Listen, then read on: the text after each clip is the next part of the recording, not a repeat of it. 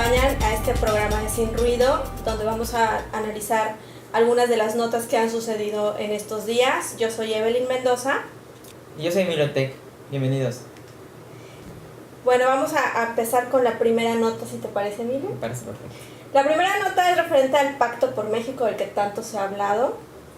Resulta que el presidente Peña Nieto y los dirigentes del PAN, PRI y PRD firmaron un adendum al Pacto por México en el que se acordaron no usar los programas sociales para un beneficio político. En este sentido, los partidos se comprometieron a respetar el artículo 134 de la Constitución mexicana, que establece que los recursos económicos se deben administrar con eficiencia, eficacia, economía, transparencia y honradez para satisfacer los objetivos a los que están destinados. Además, que los servidores públicos tienen la obligación de aplicar con imparcialidad los recursos públicos que están bajo su responsabilidad, sin influir en la equidad de competencia entre los partidos políticos, es decir, sin ningún fin electoral. En el acto que supuso la reanudación del diálogo político, el presidente Peña Nieto dijo que la lucha contra el hambre no debe confundirse con la lucha electoral. ¿Cómo ves? Pues me parece muy interesante toda esta situación política que se está dando en el país, y el Pacto por México es algo relevante. ¿Por qué? Porque pues de alguna manera se ha logrado llevar a cabo varias reformas. Digamos que sí se está moviendo la situación, se está moviendo políticamente, que 10 años estuvimos un poco como atorados, pero ahora pues bueno, ¿cómo está la situación en México actual? Que los partidos políticos tienen que firmar un acuerdo para respetar la ley. O sea, los partidos políticos firman un acuerdo para respetar la ley. El chiste se cuenta solo. No sé si estás de acuerdo. Totalmente. Aparte, o sea, ¿a qué viene todo este adendum? Bueno, resulta que en Veracruz, donde hay elecciones ahorita, se acusó el PAN, Gustavo Madero, el dirigente del PAN nacional, acusó a la Sede Sol de estar usando recursos públicos para fines electorales. Entonces de ahí viene todo este asunto, ¿no? Y bueno, el PAN acusó que se están usando recursos de Sede Sol, y luego Enrique Peña Nieto, en un evento en Chiapas de la Cruzada contra el Hambre, que fue el evento donde estuvo Lula, le dijo abiertamente a Rosario, no te preocupes. Entonces, ¿qué mensaje están dando? Primero, el presidente y el gobierno federal con este acto de corrupción, porque días después Rosario Robles quitó de sus puestos a varios funcionarios, a 5 o 6 funcionarios, me parece. Sus funciones, así es. Que nos indica que efectivamente se estaban usando recursos públicos para hacer actos en electorales. Realidad se hizo mientras era una investigación, no es es una suspensión, no es una... ¿cómo se le llama cuando es? No es definitiva, no es definitiva, exactamente, es para realizar una investigación. Pero lo que hace llamar la atención de todo esto, bueno, pues es qué es lo que están llevando, qué es lo que se está ganando cada partido, qué hay detrás del Pacto por México. Digamos que va un poco más allá, porque vemos un PAN que fue un PAN berrinchudo, tal como es, y que pues a través, todavía en la firma del adendum, pues llegaron y mostraron un cartel enfrente del presidente Peña Nieto. Entonces, ¿qué mercado o qué nivel estamos viviendo? No sé cómo lo ves. Pues es el nivel político que hemos vivido toda la vida en México, ¿no? A fin de cuentas, al PAN le corresponde ser oposición, ahora más que nunca, que es la tercera fuerza política. El PRD pues está como disfrutando, inclusive en el evento se equivocó al presidente del PRI, dijo que era presidente del PAN, y luego dijo, ojalá esto no ponga en riesgo el pacto, que creo que fue de las cosas más chistosas de la semana. Y bueno, finalmente todos los partidos, seamos honestos, todos los partidos cojean del mismo pie. Todos los partidos, lo hemos visto, usan recursos públicos para fines electorales, y pues así es, ¿no? O sea, está mal, sí. Hemos llegado a ser eso absurdo, de plano hemos llegado al absurdo de aceptar que ellos se tengan que poner de acuerdo para ver cómo fregarnos a nosotros los ciudadanos, y que de plano no digamos nada, porque al fin y al cabo es lo que está sucediendo. Con este Pacto por México es un arreglo entre ellos, abusando un poco de la diplomacia que existe entre los partidos, la secrecía, para que existan acuerdos, para que cada quien pueda seguir de alguna manera en la ubre. Llegamos a lo absurdo de la política, firmar un convenio para cumplir la ley. Ya no podemos caer más bajo desde mi punto de vista. Vamos a una pausa y ahorita seguimos comentando.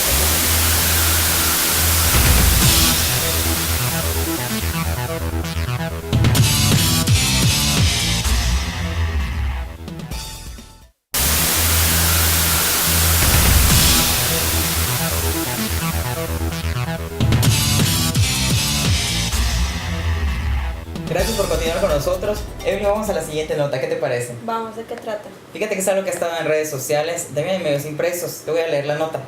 Dice, el hijo del dirigente del sindicato de Pemex y senador del PRI, Carlos Romero de Champs, posee 2 departamentos en Miami, Estados Unidos, con un valor estimado de $7.550.000.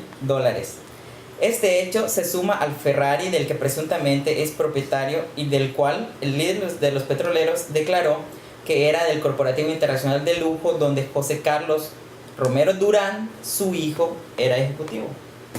Este estilo de cosas, cuando suceden estas notas se me viene una frase a la mente. Es oscuridad en su casa, candil en la calle, candil en la calle, oscuridad en la casa. Candil en la calle, oscuridad en la casa. ¿Cómo ves? ¿Qué podemos decir de esta nota? Cuando un político se vuelve candidato o cuando un político se vuelve funcionario público, lo primero que hace, lo primero que se le dice como consejo asesor de imagen es: tienes que ser humilde.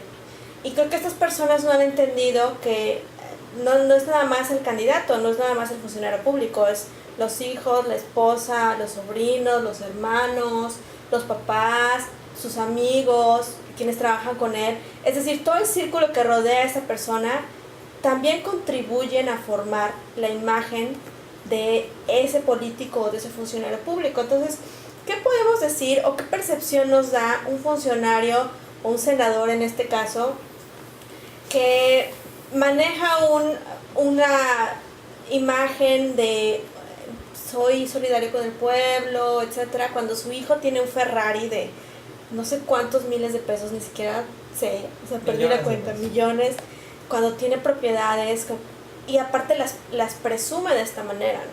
¿Qué podemos decir de eso? Bueno, el caso reciente también en redes sociales de Lady Profeco, la llamada Lady Profeco, hija del procurador de la Federal del Consumidor, en la cual, pues bueno, es un claro ejemplo de qué es lo que está sucediendo. También debemos de preguntarnos nosotros como ciudadanos qué es lo que está sucediendo con esta clase política que hemos criado. Porque los hijos, pues, si bien es cierto, vienen reflejando lo que los padres tal vez no puedan reflejar porque perderían popularidad y pues perderían los votos, ¿no? Entonces, ¿qué es lo que estamos viendo? ¿Realmente creemos la escena? ¿Les creemos realmente a nuestros políticos el teatro que se está armando? ¿Qué es lo que sucede? O sea, ¿realmente existe una descomposición de todo esta maraña política, o no sé cómo decir? En la plenitud del poder, que la frase que dijo el gobernador de Veracruz, me parece, ¿no? Hace unos meses, también se le acusaba de algunos actos prepotentes, como el caso de la ley de Profeco, y es exactamente eso, están disfrutando de la plenitud del poder, pero de una manera tan absurda. Esto me recuerda mucho al incidente con los hijos de Zedillo, que no sé si tú lo recuerdes, pero cuando Zedillo era presidente, vino YouTube a hacer una gira en México y en uno de los conciertos los hijos de Zedillo estaban backstage y les pidieron que salieran. Ellos no quisieron salir porque pues eran los hijos del presidente. Se hizo ahí un altercado y bueno, el rumor o la historia, la leyenda urbana es que Bono se enojó porque actuaron de una manera muy prepotente y ese enojo repercutió en que pues YouTube dejó de venir a México durante muchos años, por lo menos durante el sexenio de Zedillo. Entonces, ¿para qué? ¿Qué necesidad de ostentar su poder, de ostentar su dinero, cuando lo que les falta es solidaridad con el pueblo, que muchas veces, y la mayoría de los mexicanos, no tienen ni para comer, ¿no? Bueno, pero pues es que también nosotros nos hemos lucido como ciudadanos, me vas a disculpar porque lo hemos permitido, claro que lo hemos permitido, desde la campaña ese estilo de cosas sucedieron. Por ejemplo, cuando sucedió lo de Paulina Peña, la hija del presidente hoy de México, cuando llamó a todos una clase de proletariado por retuitear a su novio, y eso pues demostró total falta de educación y fue pues tema mucho tiempo también. Pero pues, ¿qué sucede después de eso? Es algo popular y que nosotros simplemente ya lo vemos como algo normal también. O sea, es normal, es político, pues tiene dinero, pues si su papá es diputado, pues X, o sea, sí nos molesta, pero pues, ya no nos mueve más que a la indignación y regresamos a nuestras sillas, sentados y a seguir viendo el espectáculo político que está a nuestro alrededor. No sé cómo ves. Y es que creo que lo lamentable aquí no es que, bueno, obviamente sí que tengan todas esas propiedades cuando hay gente que no tiene que comer, pero hasta cierto punto se entiende porque los papás ganan mucho dinero, es obvio que van a tener coches, que van a tener casas, que van a poder viajar por todo el mundo, pero aquí el asunto es cómo lo están manifestando, ¿no? Me acuerdo mucho de una película venezolana, que se llama Secuestro Express, en la que en una escena donde la secuestrada habla con su secuestrador, le pregunta que por qué lo hace y el secuestrador le dice, es que esto no es por dinero, o sea, yo tengo igual o más dinero que tú. La cosa es que yo y todos mis compañeros secuestradores no se lo ponemos en cara a la sociedad.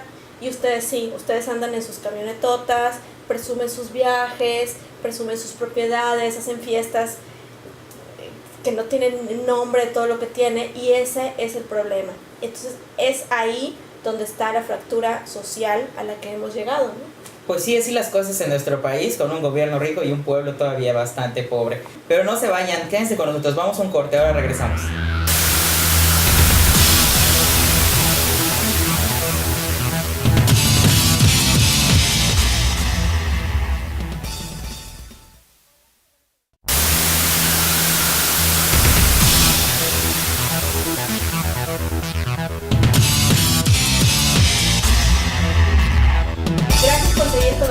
Sin ruido, vamos a ir con la tercera nota. ¿Qué te parece?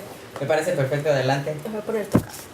Bueno, la tercera nota es sobre el convenio de transporte que firmó el gobierno del estado con los transportistas. Bueno, el gobierno del estado y concesionarios de transporte de pasajeros firmaron un acuerdo de colaboración para sentar las bases que regirán dicho servicio público.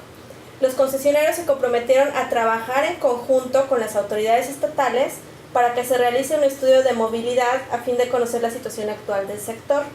Una vez concluido el estudio, los transportistas participarán en la construcción de un proyecto que responda a las necesidades de la población, que incluirá el rediseño de rutas, la renovación de unidades de transporte, la definición de paraderos, el control y capacitación de los operadores y la implementación de modernos servicios para el cobro de servicio. ¿Qué pasa con el transporte en Yucatán? Yo tengo esa pregunta, porque, bueno, yo recuerdo cuando yo era estudiante hace no mucho, me acuerdo cuando el camión me costaba $1.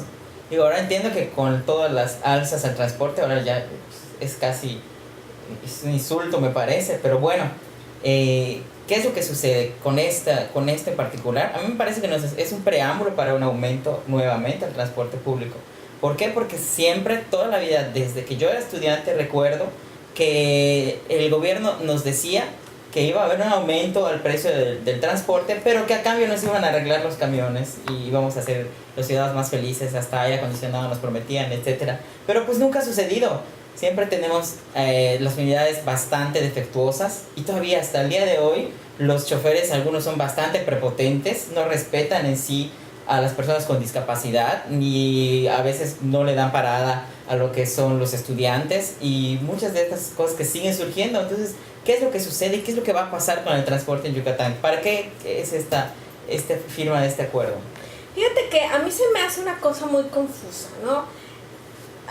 Yo veo dos puntos aquí. El primero es, quieren hacer un estudio, una investigación, lo cual me parece muy correcto y muy acertado, porque para saber qué hacer necesitas saber qué problema tienes, entonces está bien que hagan el estudio, pero ese estudio es un estudio de movilidad que al final de cuentas nos va a decir pues lo que ya sabíamos, ¿no? Si hay muchas rutas, todas las rutas más visitadas seguramente serán las del centro, y todos sabemos que en el centro los camiones causan mucho conflicto vial y seguramente determinarán con este estudio pues que hay que sacar esas rutas del centro. ¿Por qué nadie lo ha hecho? O sea, son de esas cosas, ¿por qué nadie lo ha hecho? Yo recuerdo que si es un problema realmente el transporte dentro del centro histórico. El centro histórico es un patrimonio y es algo turístico y es algo que hay que fomentar, y últimamente se ha fomentado muchísimo más. ¿Por qué no se ha hecho?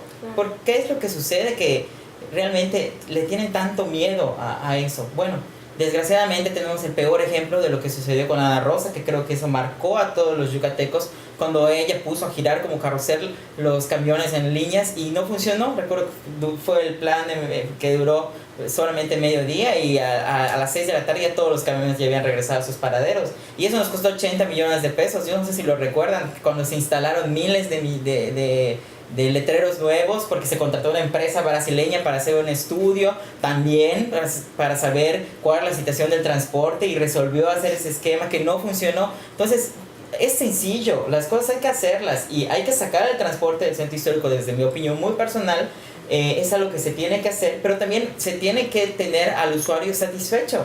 O sea, también no hay que olvidar que los ciudadanos son la prioridad y que ellos son los que mantienen el transporte y que ellos son lo más importante para las empresas camioneras, que también, como existen únicamente dos y también muy pocas, no hay una competencia leal que permita que el ciudadano pueda escoger y pueda darse el lujo de exigir también. Y mira, que el gobierno que entra, gobierno que capacita, o sea, el director de transporte que entra, director de transporte que firma convenios, se reúne con los transportistas, dicen que van a capacitar a los choferes para que den un buen servicio. Los transportistas siempre se comprometen, siempre están ahí muy fieles y muy dispuestos, pero la realidad es que no hemos visto nada. Y aquí el asunto es que el aumento de la tarifa, como bien comentabas en un principio, no ha sucedido por 6 años. Entonces, ¿cuánto tiempo más va a poder estarlo aguantando el gobierno? ¿Y qué hay detrás de todo esto? O sea, ¿qué situaciones políticas hay? Porque no es un secreto que los transportistas tienen sus intereses políticos, ¿no? ¿Qué pasó al final del gobierno de Ivonne Ortega? Se hizo un escándalo porque no permitían, les debían todo este subsidio que el gobierno tiene para no permitir el aumento de las tarifas, y entró el gobierno nuevo y mágicamente desapareció el problema. Y ahora nos salen con este estudio de movilidad. Entonces, ¿qué hay detrás de todo esto? ¿Para qué nos seguimos haciendo tontos? A fin de cuentas se ha hecho todo y no se ha hecho nada. Pues es que mientras sigamos en manos de los políticos es muy difícil que esto se mueva. No sé cómo lo ves. ¿Y qué hacemos? Ahí está, habrá que ver qué pasa, ¿no? Bueno, vamos a una pausa y de regreso tenemos a nuestro invitado Daniel Zacarías, alcalde de Progreso, que nos va a comentar cómo está el municipio y hay una que otra cosita más. Ahorita regresamos a Sin Ruido.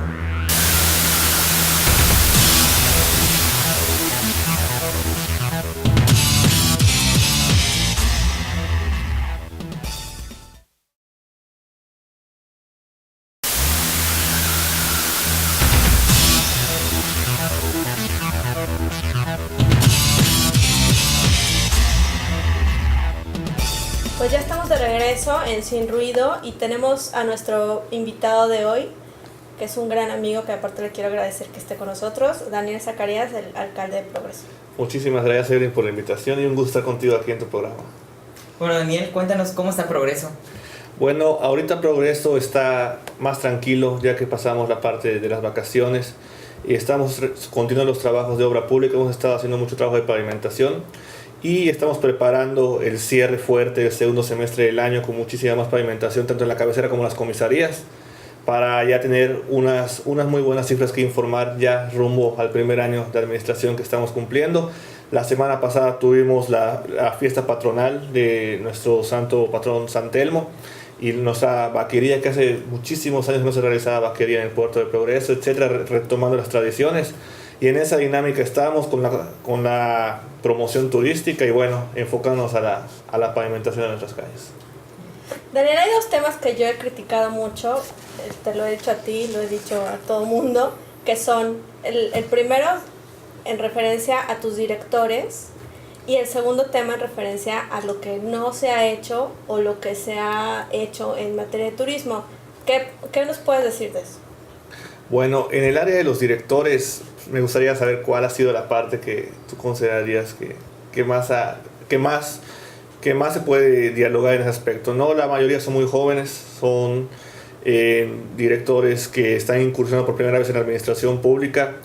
Se les ha hecho ver mucho el compromiso que tienen con el puerto de Progreso. Definitivamente Ellos saben que la presión es muy fuerte, que las miradas y las expectativas son muy altas. Y sí, los errores que se vayan cometiendo sobre la marcha se les ha remarcado mucho. Y estamos ahí, que saben que su trabajo es repetidamente supervisado. Cada 15 días pasan por Cabildo para poder presentar su informe en 2 directores cada 15 días. Y bueno, estamos en análisis constante, ellos lo tienen muy claro. En la parte de turismo, tuvimos muchas dificultades para encontrar a la persona que pudiese encargarse del área de turismo. Teníamos varios perfiles, teníamos personas a las cuales se les ofreció el puesto.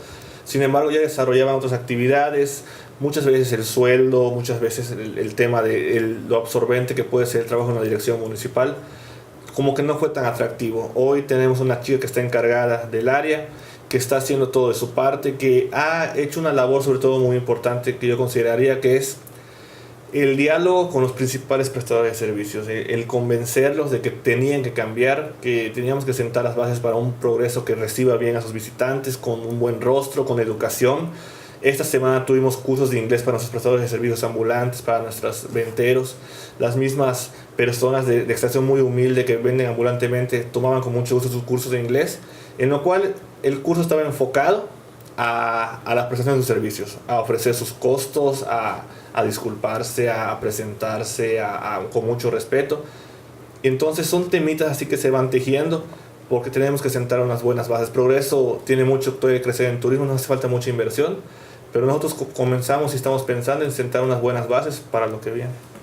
Sí, había habido muchas quejas de los directores que no estaban cumpliendo su función, que estaban haciendo otras cosas que no les correspondía, incluso algunas quejas de prepotencia, etcétera. Entonces, ¿qué se está haciendo a ese respecto?